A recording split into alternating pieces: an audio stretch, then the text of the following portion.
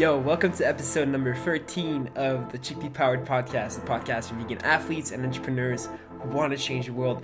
Man, is it awesome to have another awesome guest. I know I say awesome for every single guest, and I know it's probably my favorite word, but listen, today, without exception, we have Becky, a worldwide online wellness coach. So inspiring person to have on the show. She's got a lot to say when it comes to moving past adversity, creating a lifestyle that she deserves. Man, she created everything from scratch. Do you know how hard that is to do? Well, she's going to share exactly how she did it and how you could use her tips, reverse engineer it to the next level, and use it to empower yourself. Now, she did not always lead a healthy lifestyle. Her family being Eastern European, she ate a lot of cheese, a lot of bread, a lot of meat, so she had to change habits that were developed over 24 years, and that's a long time, especially knowing the neuroplasticity of the brain, which solidifies around 25. That takes a lot of courage, a lot of determination to move past the 24-year mark of neuroprogramming, and it took her years to adapt, and she's continuing to work on it each day. But there's no need to strive for perfection because it does not exist. You have to strive for progress, and that's what she lives by, and that's what she's going to share with us today. Can't believe we have her on the show. I don't know what to do with you, man, if you do not get some value out of this episode. All rants aside, just enjoy and go connect with Becky.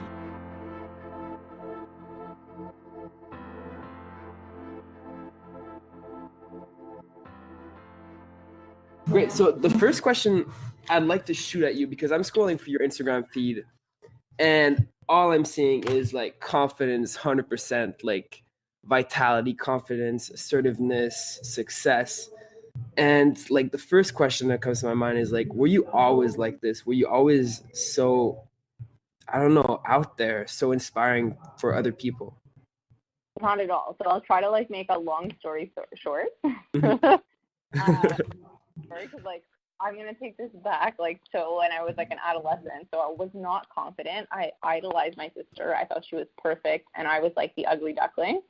And that's just like. And then I went to high school, and I got like lots of attention, not always the right attention, and it kind of like backfired on me. So like all girls started hating me because I would get attention from guys, and like I basically had a point where all my friends just stopped being friends with me. And I literally had nothing. I had nobody. All I had was books. So all I did was read. This is when I was like 15. So 15, all I did was read. And then I started to journal, and I would like write everything out. Like I wasn't perfect. Like my friends stopped being friends with me. Also, like it was a two-way thing. Like I wasn't the same person I was now. But when you're a kid, you're just kind of figuring out who you are and make mistakes, right? Mm-hmm. So, so I had no friends.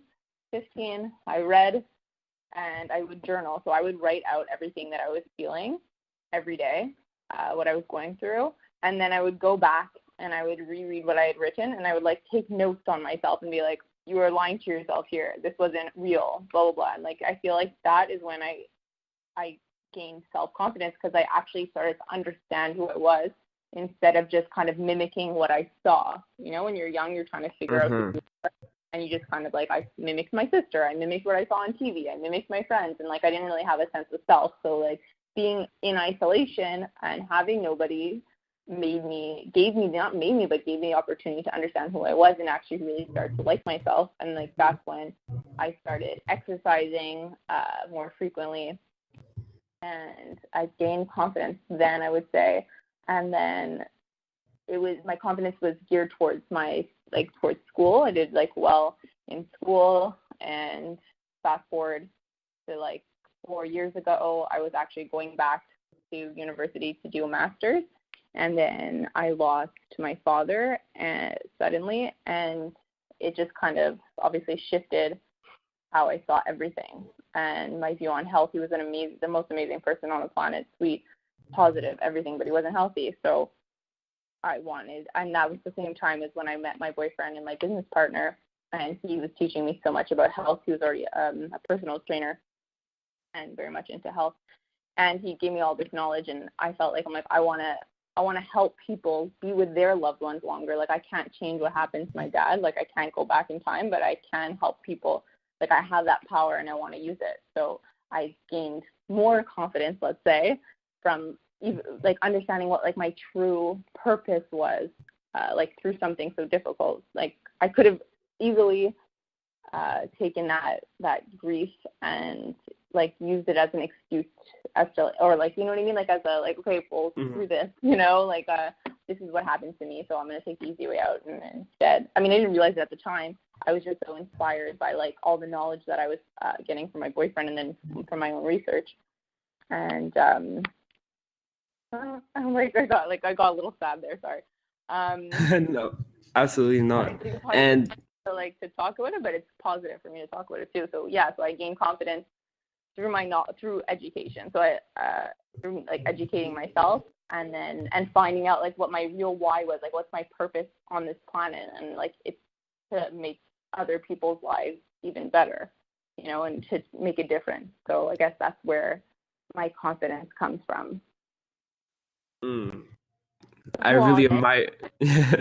No, that's a great answer, and I really admire how you're able to just go right in from the start and just really express everything that's gone for your life. Like your father passed away, the struggles you faced in high school, and there's so many questions I want to ask you now, like journaling, and maybe pinpointing one specifically. Actually, journaling. Do you ever look back at your notes and like how do you see yourself back then? So yeah, I definitely have gone back. I even used to do this when I was like 7 years old. I've actually found little like journals, like writing little notes, and I was actually really surprised at how developed my vocabulary was then. I was always reading, and again, I had an older sister, so I was always mimicking what she was doing, and she was very like verbose. Is that the word I want to use? She was very good with her words. So yeah, I've gone back. I've read my journals, and like that's something that I use when I coach people, is having them write a journal, because like it is the best way to understand yourself. Was that the question? What was the question again?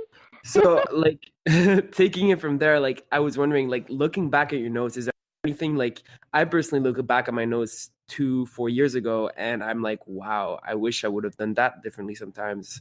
And even though I know that everything I've done in the past leads to my success presently, I still feel I could have done a few things differently. So I was asking, like, what would you tell yourself back then when you just started journaling and analyzing those notes back then?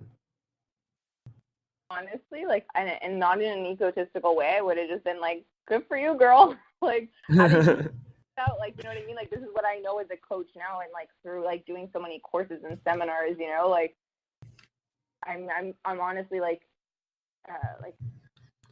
if anything, I just see a different part of myself when I look back and I see that I did that without the knowledge that I have now of how beneficial it is, you know, like it makes me even more confident, because it's like that was like an innate response. Like I did that innately, you know what I mean? Like something I didn't read anywhere to do that. It's just like that was my body's response. And it's just like, also I look at it and I'm like, that's what's natural. And like I feel like our society is almost always like Western society is telling us to do all the things that are actually the opposite of what is natural, like watch TV, play video games, do all these things that distract you from finding out who you are and then finding out what your why is, you know? So it's like going back, it makes me realize that when you do things in the most, like, I don't want to say primal, but like most natural things that don't involve exterior influence, is like when you have the opportunity to really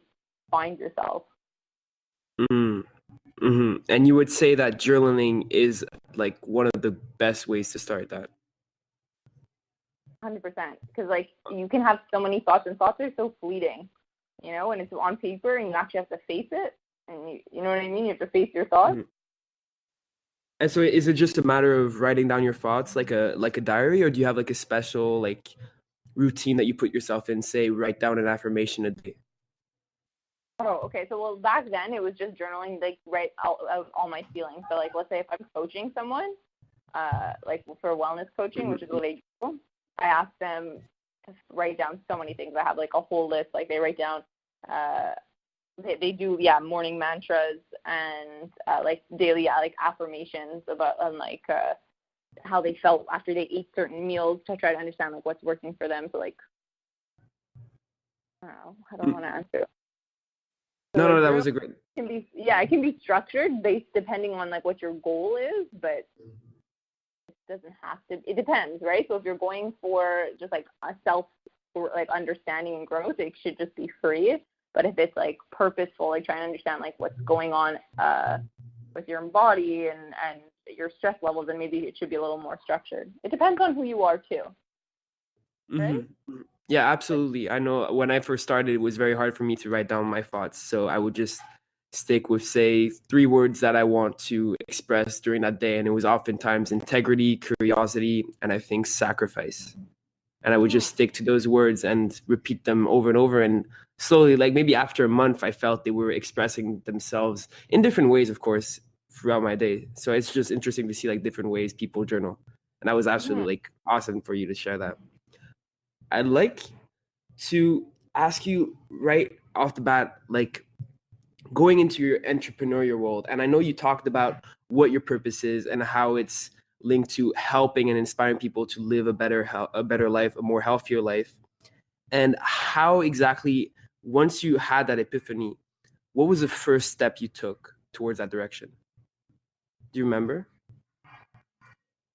So what's the first step that I took towards like my why, like my entrepreneurship? Exactly. Was it like going directly getting some clients? Was it getting some help? Was it getting some mentoring? What did you do? What did I do? So once I was ready, so after when I was ready, I had taken personal training courses and I'd passed them, but I had to do like a practical. So I did that so that I could help people, because I thought like I needed the experience with like wellness coaching involved exercise, and I needed the experience as a coach. My partner was already a coach, so my first step was to finish my my personal training courses. And then what else did I do?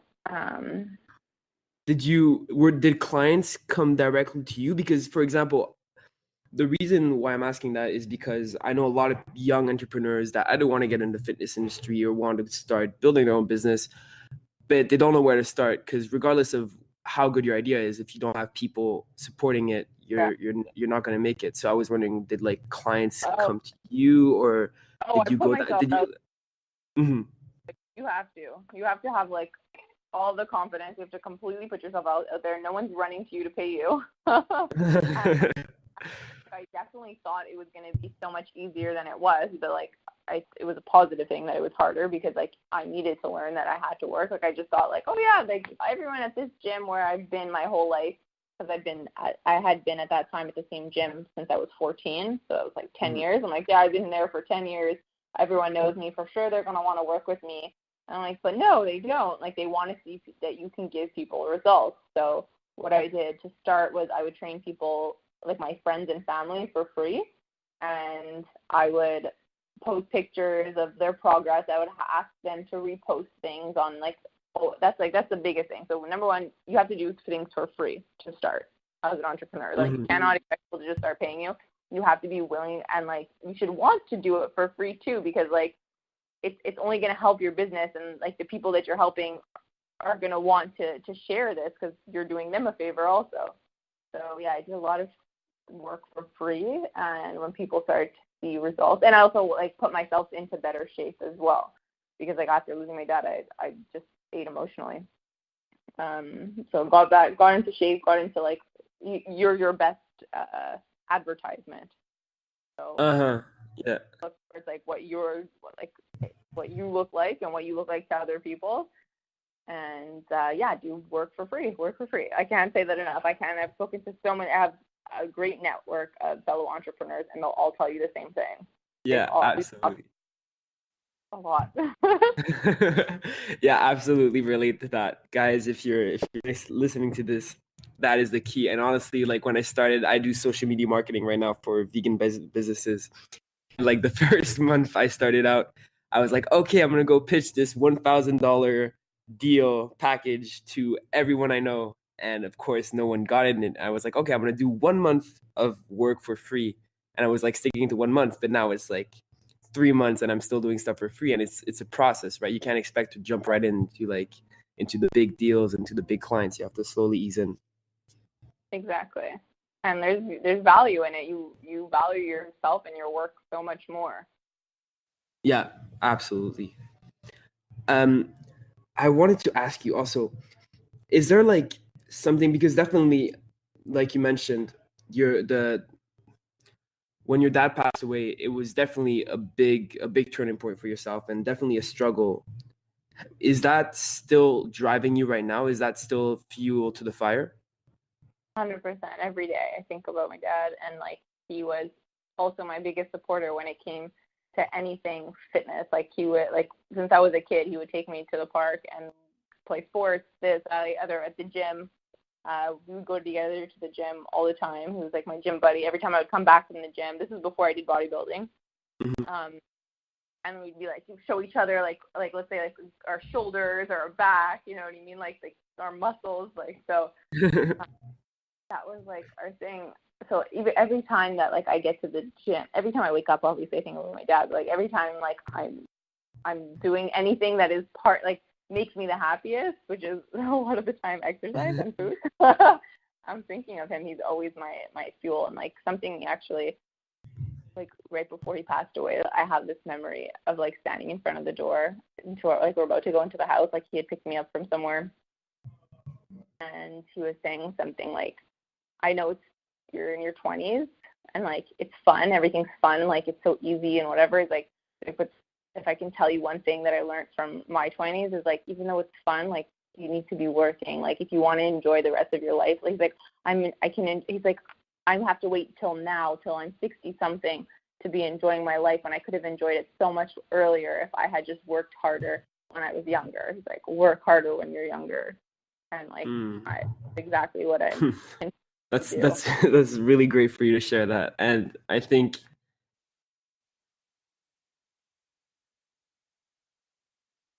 just being young, just being surrounded by people that are just chilling out there, partying every day.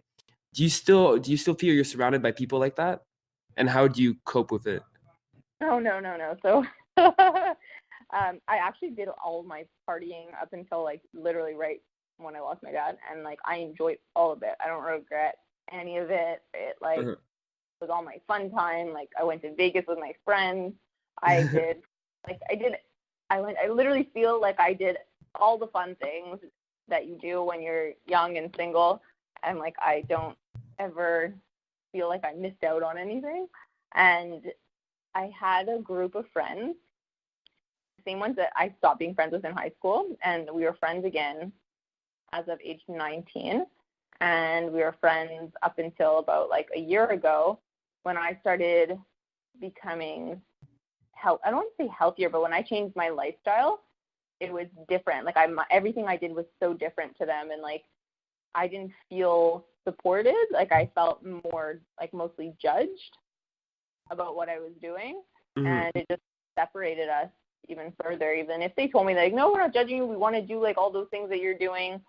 Like if you're meal prepping, we want to sit there with you. But like it didn't feel like that when I'd be with them and I'd have to come with my prepared meals. Like it was like, oh, you're having that. Anyways, I don't want to go into too much detail.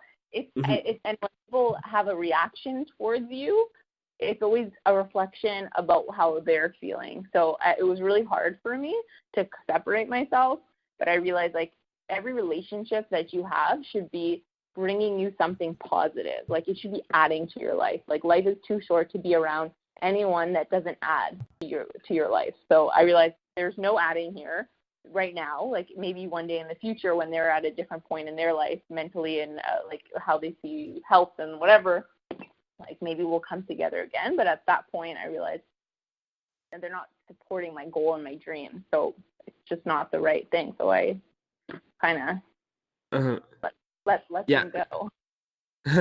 Absolutely. Absolutely. And I think it's really out there now that you're essentially the sum of the 5 people you see most. And it's absolutely relevant the way you talk about if you have to surround yourself by people who support you and make you your greatest version. And but except I feel I'm also listening to advice, and people are saying that oftentimes if you're struggling with someone else, you have to look at yourself first. And I'm wondering, where do you draw the line between distancing yourself from someone and changing yourself to adapt to that person? So if you can, if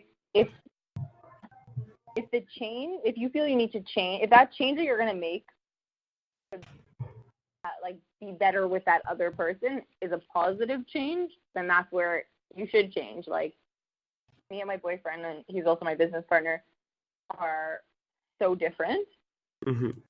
in a good way. And like sometimes like he shows me like I used to be someone that like I was always afraid of change. Anything that was like different and like out of the plan, like it made me anxious. And he's the opposite. He seizes the opportunities in those changes, and like that is where there's a positive change, because especially in business, like if something didn't go a certain way and I would freak out and be like, oh, you have to see it as an opportunity. Like you have to look at it like that. And like I slowly started to adopt that like mantra and that way of being. And like that, to me, that's a example of like a positive change, being around someone who's different from you but inspires you to be better. So does that answer the question? Yeah, absolutely. And I think it also relates to the fact that you both have similar missions of inspiring people, and it's a mission that is greater than yourself. So whenever you enter in conflict, I believe it kind of dissipates to something greater that you're projecting. Mm-hmm. Mm-hmm. So I think I'd love to do a part 2 with you, man. You brought so much value. I mean, you dove right into it. You talked a lot. I think it was a lot more than advice. It was more of an emotional, meaningful connection, and I really enjoyed what you brought to the table. Yay, thank you. Is there any way that people can connect with you? For sure. So through social, through Instagram, at Coach Becky _OT.